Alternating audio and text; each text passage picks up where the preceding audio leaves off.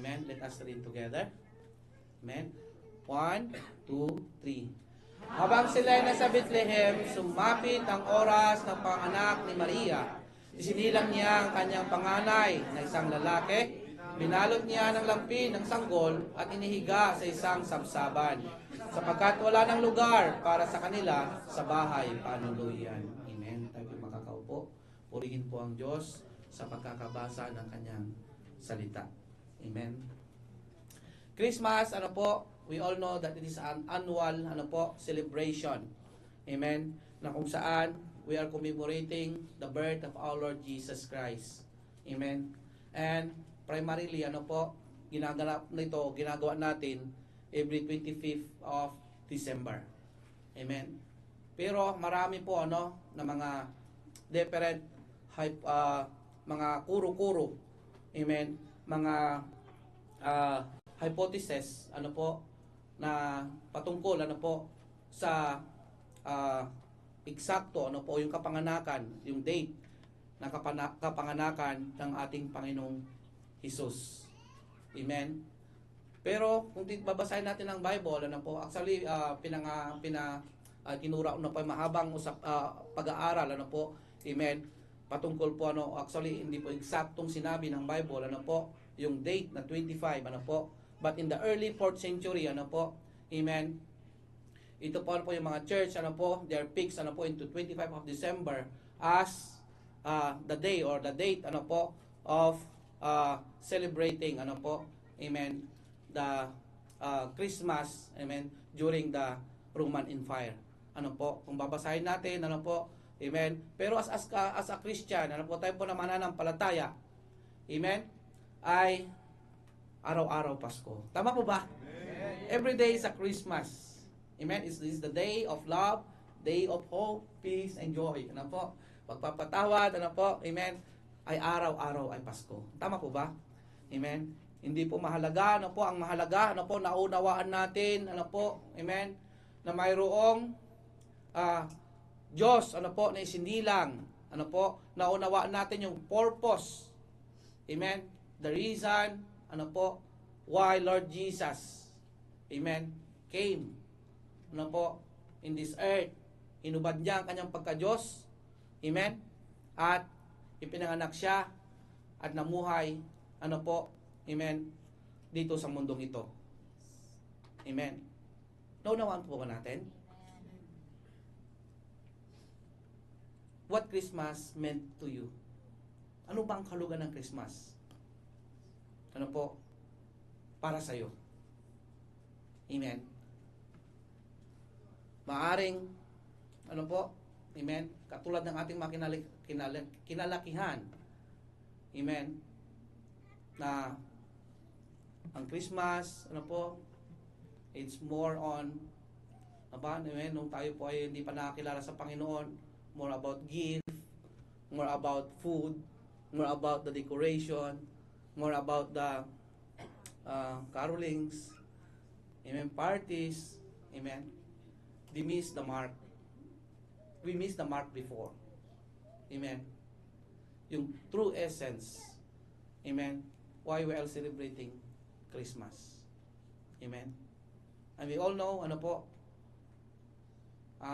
it is commemorating the birth of our Lord Jesus Christ. Diba?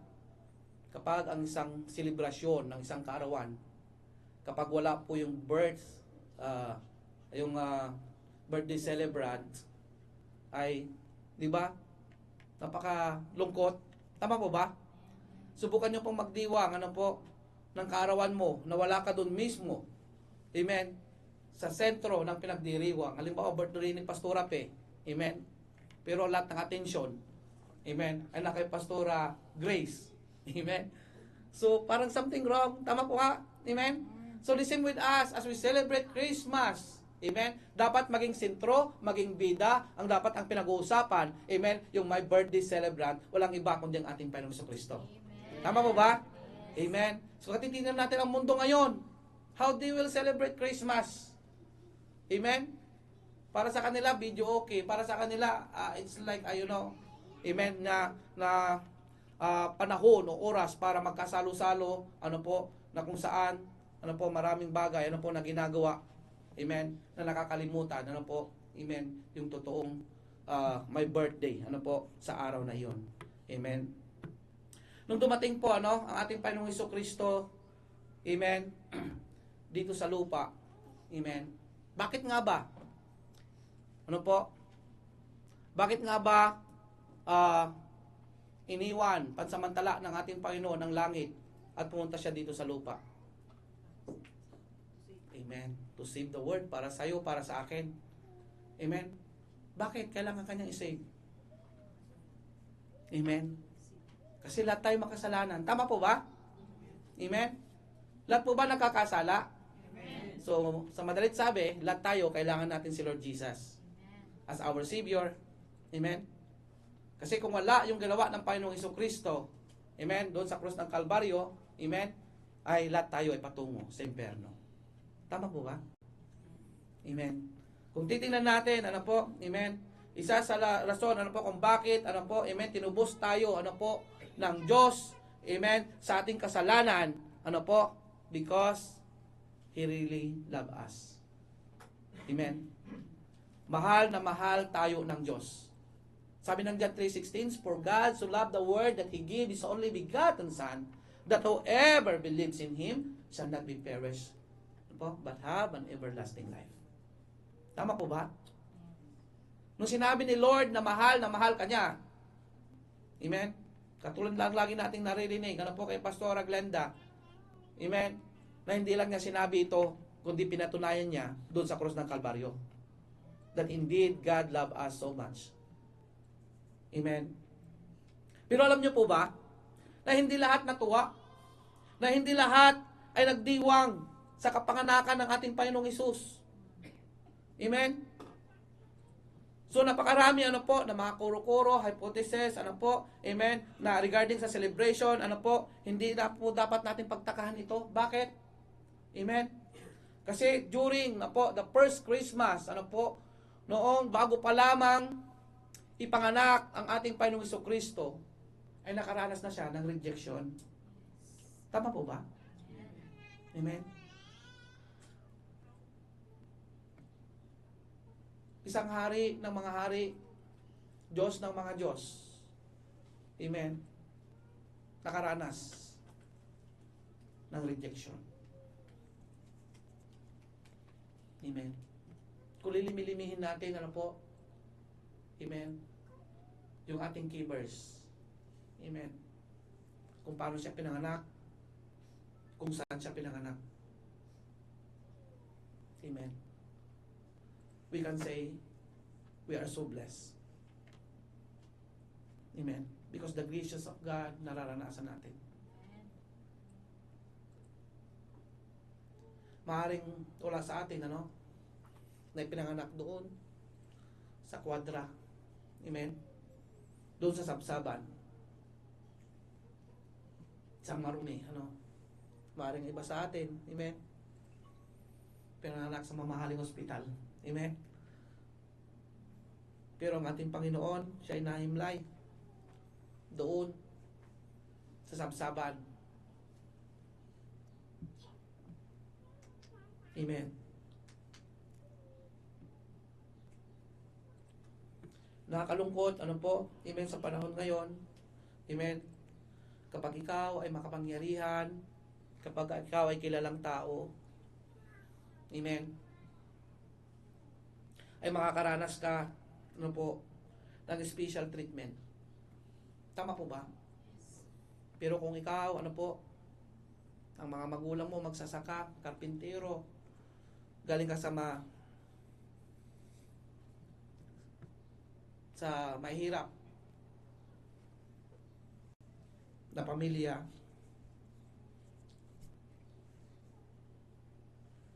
you will experience rejection.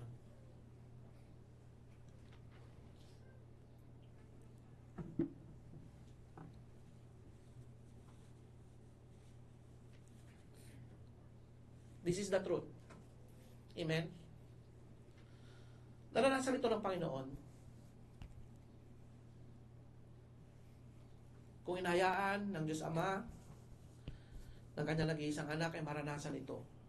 At bakit ikaw ay hindi? Tama po ba? The Lord is an example. Ano po? And we cannot reason out. Hindi natin masasabi, o may rarason na kasi kulang ako sa pinag-aralan, kasi galing lang ako sa mahirap na pamilya, kasi wala akong kaya. No? Amen? Like dun sa sabsaban, isang sabsaban na marumi, madilim. Amen? Ngunit the moment that the Lord Jesus ay nahimlay sa lugar na iyon, ang kwadra, ang sabsaban, na hindi pinapansin, na hindi pinapahalagaan, ay nagkaroon ng value. Hanggang sa ngayon, ay pinag-usap-usapan. Amen. Na may naganap sa lugar na iyon. Ipinanganak ang hari ng mga hari. Ang Diyos ng mga Diyos. Amen. Katulad sabi kanina, maaring ang lugar na iyon, amen, ay sumisimbolo sa buhay ng bawat isa.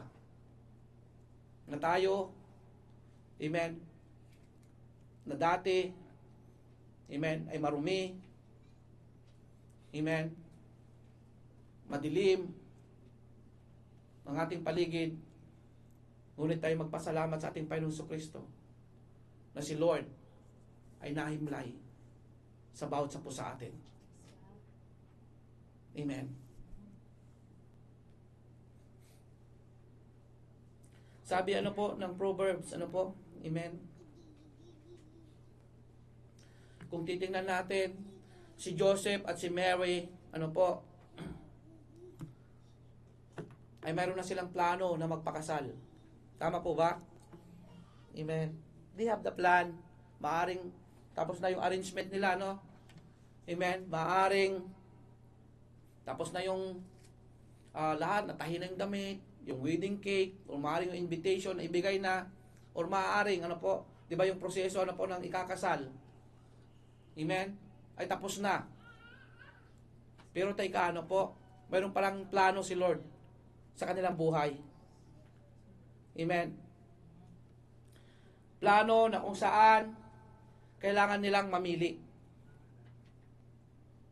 Amen. It's either pipiliin nila yung kanilang good plan or God's plan. Amen. Nung una, hindi nila ito naunawaan. Tama po ba? Alam niyo po ba yung history of Christmas? Tagal na yan. Mababasa niyo po ba yan? Sa Matthew chapter 1. Amen. Tuwing Christmas, dinidikit po yan. Pero ang tanong, binabasa po ba natin? Amen. This is the story of Christmas. Amen. Na kung saan, amen, si Joseph at si Mary, ay pinili ng Diyos. Amen. Pero hindi naging madali sa kanila. Tama po ba? Amen. Let us figure out, ikaw na mayroon ka ng plano, halimbawa, magpapakasal na ka na sa kasintahan mo. Then all of the sudden, amen, ay, yung senaryo, nakatulad ni Mary, amen, na siya ay magdadalang tao. Amen. Pero, sabi ng Proverbs 19, verse 21, amen, that the plan of God, is always prevail, amen. Ayan. Many are the plans in the person's heart, but in the Lord's purpose that prevails. Amen. So marami tayong plano sa buhay, marami tayong pangarap, amen. Ngunit hindi po masama ang magplano, hindi po masama, amen, ang mangarap, pero ang tanong, amen, ito rin po ba yung plano ng Diyos sa bawat sapu sa atin? Amen. Una, si Mary, hindi niya maunawaan. Amen. Ngunit piniliwanag sa kanya ng anghel. Amen. Ano ang sabi? Anong response ni Mary? Amen. Sabi niya, ano po, sa Luke chapter 1, verse 38, I am the Lord's servant. Mary answered, may your word to me be fulfilled. Ano po? Then the angel left her. Amen. Ganito po din po ba yung puso natin? Amen. Na alam natin, ano po, yung plano, amen, ni Mary at si Joseph, ano po, ay nakasettled na. Amen.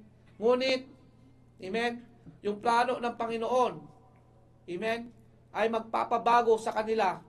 Not just a moment, but, ano po, in a long term. Alam ni Mary, ano po, amen, na kapag alam niya, naunawaan niya ang isang responsibilidad ng isang ina. Amen, na kapag sa sandali, ano po, amen, na siya ay nagsilang, kailangan niya itong arugaan, kailangan niya itong alagaan, kailangan niya ito, ano po, amen, na palakihin. Tama po ba? Kailangan niya ito, ano po, nadalhin sa kanyang sinapupunan ng ilang buwan. Amen. Pero naunawaan ni Mary, amen, at dahil kilala niya ang Diyos at kung sino siya sa harapan ng Diyos, that indeed, He is a servant of God. Na ang kanyang sarili, amen, ng sariling ito, ang katawang ito, ang pusong ito, ang lahat ng sa akin, ay hindi ko pag-aari. Ito'y pag-aari ng Diyos. I am a servant of God. Amen? Sino tayo? Amen? To refuse what God plans to each and every one of us. Kaya nga sabi ni Mary, no? Sa angel na pinadala ng Panginoon, may your word to me be fulfilled. Amen. Do you have this kind of attitude? Lord, maganap ang kalooban mo sa buhay ko. Amen. Pero sa kabilang banda, no, lalo kapag nandun tayo sa pagsubok, nandun tayo sa mga sitwasyon, amen, na nakaplano na ang lahat ng bagay. Amen, katulad ni Mary at si Joseph. What is our response? Amen. Even Joseph, ano po, plano nga niya, ano, na tumakas. Amen. Ng palihim. Amen.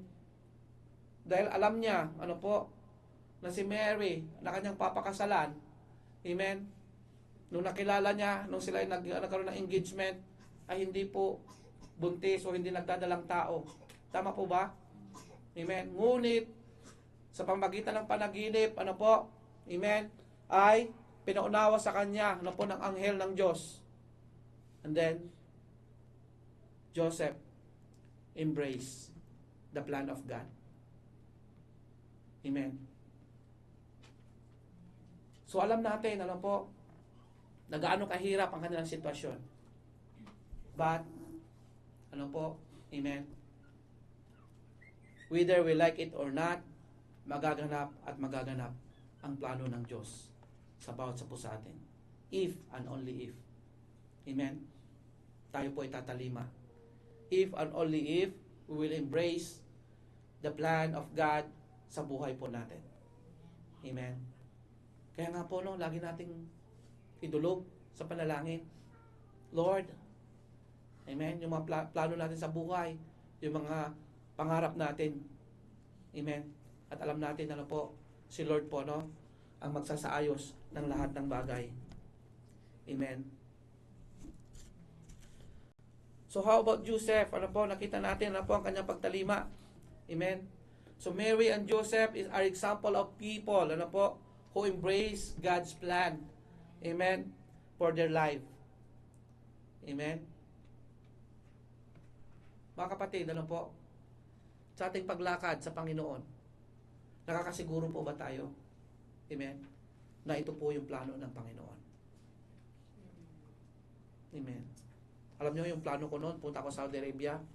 Amen. My plan is just to work at magpadala ng pera sa Pilipinas. Yun lang yung purpose ko, yung plano ko kung ba't ako nag-Saudi. Amen. Welcome po, sisters. Amen. So, kayo po, no? Ano po yung plano natin? Why you are here? What is your plan? Amen? Hindi po aksidente, ano po? Amen? Na tayo napadpad sa Saudi Arabia. Katulad ng ating naririnig, ano po? Na inutusan lang daw sa bumili ng tuyo, pero napunta ng Saudi. Ganon. Amen? So this is the plan of God. May plano pala si Lord. Amen? Alam nyo po, ano po, nung 3 buwan pa lamang ako dito sa Saudi Arabia, amen, nagplano na po ako na mag-exit. Amen? Ayaw ko ng Saudi Arabia. Ano po? Amen? Pero ano po, amen? The plan of God, ano po, amen, is always prevail. Never ko po pinlano, ano po, natatayo sa harapan ninyo ngayon at magbahayag ng salita ng Diyos. Never ko pinlano, ano po, amen, na maglilingkod sa Panginoon. Never ko pinlano, ano po, amen, na ako, ano po, amen, ay magiging pastor. Never ko pinlano po yan. Amen? Napunta lang talaga ako dito sa church na ito, ano po, to ace, ano po, yung homesick, gusto makakilala ng mga Pilipino. Amen? Then I made, ano po, mga kapatiran. Ano po, amen, yun pala yung way ni Lord. Amen? Nakilala ko sila Pastora Grace, amen, yung ministeryo ko noon. Amen, kung alam nila si Pastora Grace dati, Pastor Arman, lista mo lahat. Amen, nakaka-bless, ano po. At, alam niyo po, amen, God is so amazing. Amen. Na dati nakukulang ako dyan sa likod, nakikinig. Amen. Yun lang, ano po, after uwi na. Pero, without knowing. Amen. Na yung greater pala yung plano ng Panginoon sa akin. Amen. Na, masasabi ko ano po, amen, na sana Lord noon pa kita nakilala. Amen. Marami pala akong sinayang na panahon. Mga plano ko sa buhay, ano, na nagdaan, na wala lang, ano po, amen, na parang mga bagay na hindi naging kalugod-lugod sa ating Panginoon. But the Lord is so gracious. Na ang yung lingkod ay dati, ano po, nasa madilim, marumi na lugar, amen, but pinili ng Diyos. Amen. Na kanyang panahanan. And I can say, ano po lagi ko narinig sa akin. Amen. Na kung babalikan ko yung buhay ko dati sa ngayon, nasasabi ko, ano, hindi na ako katulad ng dati. Amen. Hindi na ako katulad ng dati. Amen. At ito po, no, dapat maunawaan natin. Amen. Gaano man tayo karumi, makasalanan, ang ating mga nakaraan. Amen. God is always, His hands always open wide to embrace us. God is patiently waiting, ano po, for us to draw near to Him. Hinihintay niya ang pagbukas ng iyong puso para sa ipapasukin. Amen. Katulad ng mga nangyari, ano po, sa senaryo. Amen. Bakit, ano po, si Lord Jesus ay nahimlay dun sa sabsaban. Amen. Because there's no room for Him. Wala nang bukas na panuluyan para sa Kanya. Amen. Hindi rin po aksidente, ano po, yung pagpunta ni Mary at saka si Joseph doon sa Bethlehem. Because during that time, ano po, if you will read, ano po, the history of Christmas, ano po, si Joseph at si Mary ay nasa Nazareth po sila. Naglakbay sila patungo ng Bethlehem because, ano po, si Caesar, ano po, yung pinakapuno ay nagkandak siya ng census, ano po, na lahat, ano po, ay dapat magpatala sa kanilang kanya-kanyang bayan na sinilanganan. Amen. Katulad sa Pilipinas, mayroong mga census, tama po ba? Amen. Yun po ang nangyari sa kanila along the way. Ano po nung sila naglalakbay. Amen. At nandun po sila, ano po, sa Bethlehem. Kasi taga Bethlehem po, ano po, amen, the city of David. Ano po, sila Mary at si Joseph. Amen. Amen. Doon din yung panahon, ano po, na kung saan ipapanganak ang ating Panginoon Kristo. And then sa kanilang maaring paglilibot-libot, marami silang napagtanungan, sila ay mga anak, si Mary, amen. Ngunit dahil sa kabisihan ng tao, maaari, amen, ay they are rejected, at sila ay hindi nabigyan ng pagkakataon. Amen. Ngunit, amen, pinagsarhan man sila, ng mga panuluyan. Amen. But the Lord used what was available. Amen. At nakita ng Diyos, amen, na ang lugar na yon ay available para sa Kanya. Though it is marumi, madilim, though hindi kaya-ayang tignan, amen, pero si Lord, amen, ay hindi tumitingin sa palabas na anyo, kundi tumitingin dun sa bukas at available na lugar na kanyang paghihimlayan. And that place, it symbolizes our heart. Amen. Nagsisimbolo ito ng ating puso. Amen. Na nais niya na mahimlay. Amen. Nagsisimbolo ito ng ating puso. Amen. Na hindi tumitingin si Lord. Amen. Kung ano ang ating nakaraan, kung ano ang ating pinagdadaanan, ngunit ang tinitingnan niya, yung willingness ng bawat isa. Yung availability ng bawat isa sa atin. Kaya as I meditate this word, nagpapasalamat ako sa Panginoon dahil yung willingness and committed heart ang kanyang unang requirements. Amen? Na pwede niyang panahanan. Amen? Hindi yung palabas, hindi yung talento na mayroon ka, yung kakayanan mo, hindi yung position mo, hindi yung kakayanan mo, hindi yung tinapos mo. Engineer ka man, doktor, scientist, presidente ka man, hari ka man dito sa lupa. God never looks the outside of who we are. But what? Yung laman ng ating puso, yung bukas na puso. Amen? Na pagtanggap sa ating Panginoon. I am so blessed, as I meditate this word, Amen? Na napakabuti ng Panginoon at walang mairarason ang sino man sa atin. Amen? Dahil si Lord, Amen? Eh nakita natin na pumunta dito sa lupa. Amen?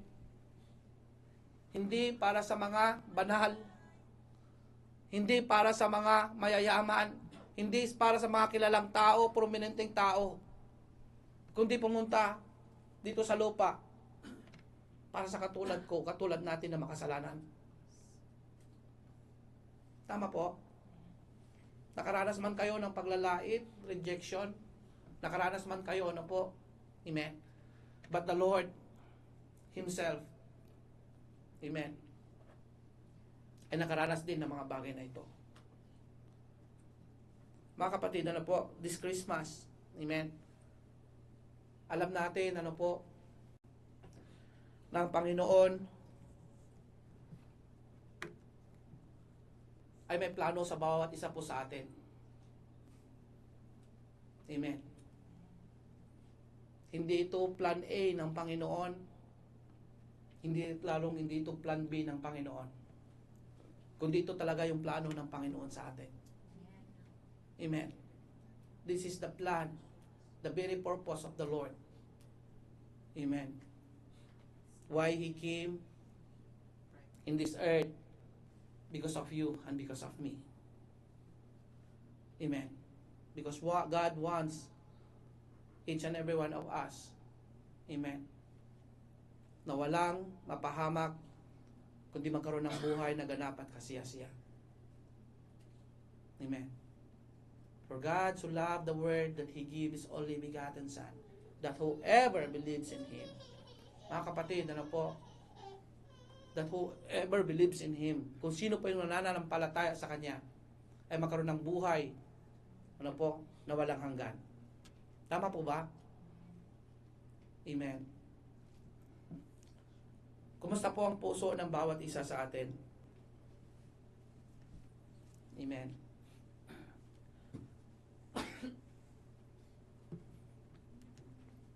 Sabi po sa Matthew 1 verses 22 to 25, all of this happened to fulfill the Lord's message through His prophet. Look, the virgin will conceive child, she will give birth to a son, and he will be called Emmanuel, meaning God is with us. When Joseph woke up, he did what the angel of the Lord commanded. He brought Mary home to be his wife, but she remained a virgin until her son was born, and Joseph named him Jesus. Amen. So nakita natin that Joseph and Mary embraced the plan of God. Amen. Na kung saan mas priority nila si Lord sa tunay na nakakakilala sa ating Diyos, sa tunay amen, na nagmamahal sa ating Panginoon, amen. Wala na dapat tayong ipapat na priority kundi ang Diyos na tunay na nagmahal sa atin. Amen. Siya dapat yung inuuna natin, siya dapat amen, yung lagi nating priority sa buhay. Tama po ba? How about us? Amen. What is our priority? Amen. Kumusta po yung mga plano natin? And if the Lord, amen, show us His plan for us, what is our response? Amen. Mga kapatid, we are so blessed. Amen. Sapagkat alam natin, that si Lord, amen, is always with us. Amen. Hindi tayo iniiwan. Though we are not faithful to Him, si Lord ay nanatiling faithful sa atin. Amen. Though amen, lagi tayo nagkakasala sa Panginoon, but God always, stretch His arm to embrace us. Amen. Waiting for us, patiently. Amen. So sabi ng ating key verse, habang sila ay nasa Bethlehem, amen, sumapit ang oras, amen. So it was that while they were there, the days were completed for her to be delivered, and she brought forth her firstborn son, and wrapped him in a swaddling cloth, and laid him in a manger, because there was no room for them in the inn. Amen. Ang Lucas chapter 2, amen, ay maaaring hindi na po ito bago, sa pandinig natin. Amen. At isa po itong kaganapan, amen, sa Bible, na kung saan, amen, namimiss tawag doon, concept, o namimiss, misinterpret, na hindi nila naunawaan ng malalim, amen. Amen, yung nangyari, amen, na marami tayong naririnig, na si Lord Jesus, ay tao lang, sapagkat pinanganak siya, ng tao, amen. They are not, tawag doon, hindi nila naunawaan, amen, yung tunay na kaganapan, yung reason, yung purpose, amen. But I do believe, amen, the Lord, ano po, amen, lead me in this preaching, ano po, amen, because this morning ay naniniwala po ako, no, that the Lord wants us something, ano po, amen, special to each and every one, ano po, amen, during this Christmas season, amen, and I do want to miss it, and I hope, ano po, the same with you, ano po, amen, you will not miss, ano po, the mark, ano po, on how to celebrate, ano po, yung Christmas celebration, amen. Ngayon, there was no room, ano po, for Jesus, amen, in the end, in the first Christmas, amen. It occupied, ano po, the place, amen, that was available, amen. If this room, ano po,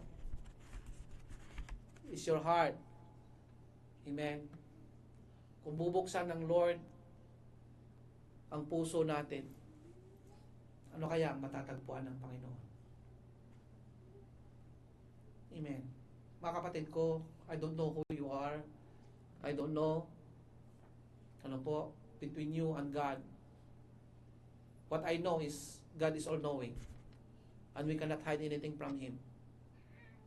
If the Lord look into your heart right now, ano kaya ang kanyang matatagpuan? Ano kaya ang kanyang makikita? Ano kaya ang masasabi ng Diyos sa pusong iyan? Amen. I remember, ano po, ang isang kwento, maaaring narinig nyo na po ito, ng isang mananampalataya. Ang mananampalatayang ito, nagpatayo siya ng malaking bahay at mayroong maraming kwarto. Amen. Sa kabilang banda, ano po, nagplano siya na maglagay ng master bedroom. Special na room para sa ating Panginoong Hesus. Sa bahay na yon. Pagkatapos mayari ang bahay, kumatok si Lord Jesus sa pintuan ng kanyang bahay. Nung tinignan naman na ng palatayang ito na si Lord Jesus ang kumakatok, winelcome niya. Lord, welcome. Pasok ka. Doon ka sa pinakamalaking kwarto. Special yan para sa'yo. Amen. Pagdating ng mga ilang minuto, may kumatok ulit sa pintuan ng kanyang bahay. Nung tinignan ng mananampalatayang ito, ay isang magnanakaw. Walang iba kundi si Satanas. So, ang ginawa ng mananampalataya, pinigilan niya na makapasok. Hirap na siya. Ayaw niya na papasukin, ano po, si Satanas o yung magnanakaw. Hirap na hirap. Amen? Hanggang hindi niya na kaya. Sumigaw siya, Lord, help me. Then, sa isang iglap, tinulungan siya ng Panginoon. Pagkakita pa lamang ng kaaway na nandun si Lord Jesus, tumakbo ang kaaway na ito, ang si Satanas. Ngayon, nagkaroon ng katanungan itong mananampalatayang ito. Sabi niya, Lord, nakita mo, you are all-knowing God. Hirap na hirap ako kanina, ba't di mo ako tinulungan agad? Alam niyo po kung anong sagot ng Panginoon? Kasi, ang pinaubayan mo lang sa akin, yung kwartong yun. Hindi ang buong bahay. You got the point? Amen. Nais ni Lord na maghari sa ating puso. Gusto niyang pagharian ang pusong ito na buong buo. Hindi kalahati, hindi 1/4. Amen. Nais ni Lord na pamahalaan ang pusong ito. Amen. Kaya nga tanong ko kanina, if the Lord look unto your heart right now, ano kaya ang makikita niya? Maraming chamber sa puso. Amen? Sino po ba? Amen? Yung mga nakalagay dyan. Si Lord, amen, hindi niya ipagpipilitan, magipagsiksikan sa isang bahay, panuluyan. Kaya nga natagpuan niya ang isang empty, available place. Amen? Na open para kanyang paghimlayan. The same with us, naghahanap ang Panginoon ng empty. Ano po? Naghahanap ang Panginoon, ano po?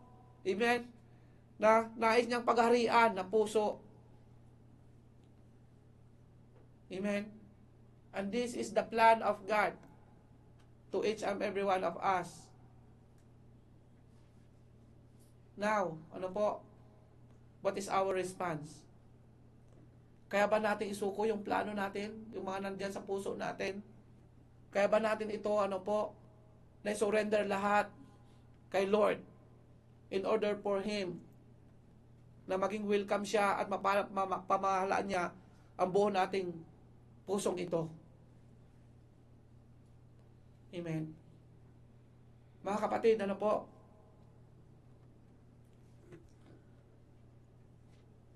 Si Lord pumunta dito, ano po? Sa lupa. Amen. Sabi po ng John 1, 9 to 10, the one who is the true light, who gives light to everyone, was coming into the Word. He came into the very Word He created, but the Word didn't recognize Him. He came to His own people, and even they rejected Him. Amen. Nais ng Diyos, ano po, na bigyan ng liwanag ang puso ng bawat isa sa atin. Amen. Bigyan ng liwanag, ano po? Amen. Ang bawat isa na namumuhay sa kadiliman. Sabi po doon, ano po, the one who is the true light, ano po, who give lights to everyone. Amen. Siya pumunta dito sa mundong ito. He came, ano po, amen, dito sa mundong ito na siya rin ang lumikha. Amen. Yung pusong yan, ano po, si Lord ang lumikha ng pusong yan. Amen. At kung ang pusong yan ay pag-aari ng Diyos, amen, ay bakit may mga tenant, may mga ibang nakatira? Amen.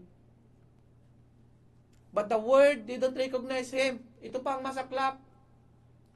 Amen. Hindi nila kinikilala, ano po, amen, ang Diyos na lumikha. Amen. And even they rejected Him. Amen po. Mga kapatid, let us search our heart. And as the Lord, ano po, amen, talk to each and every one. Sabi nga ng salita ng Diyos, if you hear the word of the Lord, do not harden your heart. Amen. Kung isa ka sa kinakausap ng Panginoon, then, let us be, ano po, yung puso na handang magpaturo. Amen. Sabi ng Panginoon, ano po, sa Revelation 3 verse 20, here I am. I stand at the door and knock. If anyone hears my voice and opens the door, I will come in and eat with that person, and they will be. Mga kapatid, ano po? The Lord is knocking. Ano po? The door is representing the door of our heart. It symbolizes the door of our heart. Si Lord ay kumakatok sa puso ng bawat isa. He is stand at the door. Hindi ko alam, I don't know, kung gaano na katagal si Lord sa labas naghihintay. Kumakatok. Amen. Maaari naririnig mo yung kanyang katok. Pero sa kabisihan mo, sa buhay, amen, dinidisregards mo ito. O maaring naririnig mo, ngunit ayaw mong pagbuksan. Mga kapatid, ano po? The Lord wants to offer you something. He wants, na magkaroon ka ng intimate relationship sa Kanya. Nais niya, na pumasok sa buhay mo. Hari ng mga hari, Diyos ng mga Diyos, ang naglikha sa bawat sa po sa atin. Amen. Ay kumakatok sa pintuan. Amen. Nagpapakita ito, na si Lord ay hindi Kanya pinipilit. Amen. Pero ang kagandahan, He's keep on knocking. That someday, somehow, ay pagbubuksan mo siya. Kung ito yung panahon, yung pagkakataon, na naririnig mo yung pagkatok ng Panginoon sa'yo. Mga kapatid, what is your response? Katulad ng ating nabanggit kanina, hindi tumitingin si Lord sa nakaraan mo. Hindi tumitingin si Lord, kung anong estado ng buhay mo. Amen? Ang inihintay ni Lord, yung empty place, available place, na pwede niyang paghimlayan. And if this your heart, amen, sabi ng Panginoon, I will come in, and I will eat with that person, and they will be. Amen.